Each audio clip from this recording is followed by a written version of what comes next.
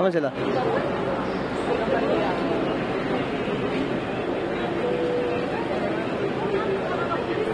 Nabi karon dari sa Palawan Peacock. Dili man ni? Sa tawag ni? Butterfly Garden. Butterfly Eco Garden. Tara guys. Ayan, black. Tribal Village. Okay, diri na demi. Dito na tayo sa Butterfly Garden. So dito na tayo sir, punuan yan sir kasi magliro pa yan doon sa loob. May mag-lecture pa yan doon sa loob. Ako man mag-lecture. Mag-lecture ko. Ikaw sunod mag-lecture man yan. Mag-lecture? So ito ba yung mga so dito tayo ngayon sa Perling Red Sea. It's the heart of the sea. Puerto Princesa. Siyempre, kalakapitan ko. So kung mapansin nyo po, kung gusto nyo kung bukas, papunta ako dito sa Sabang, kasi makikita, papunta ko ito ng norte. Ayan po, tapos kita po yung dito. Sir Socorro. Nara itong pilingon, layo pa. So, ayun po, kung mapansin nyo po, Puerto Princesa, may merong community municipality, 12 by the island, and then 11 by the land. Ito po yun. So, kung mapunta naman po tayo sa bating south natin, ito naman po makikita natin sa mga different area.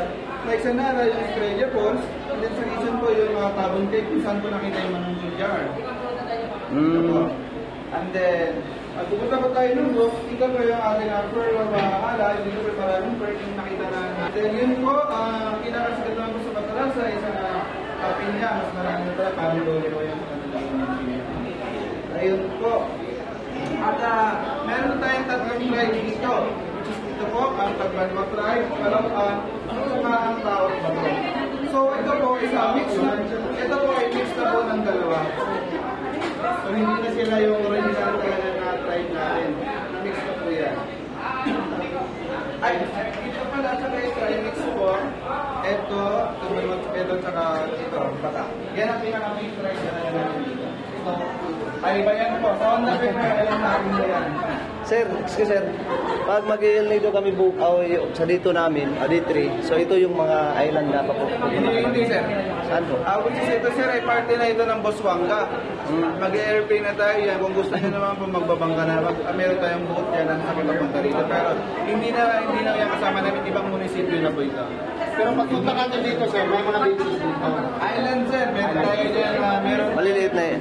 Meron kasi dyan A, B, C, and D.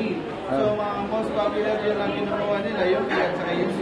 Yung C na meron mga hidden lagoon, big lagoon, small lagoon, and hidden beach. Dito ko yan sa Paco. Wala pa kalayo pala siya. Mga ilang oras? 5 hours po, 5 hours. 5 hours? Hihingi po kami ng advice sa'yo, sir. Kailan po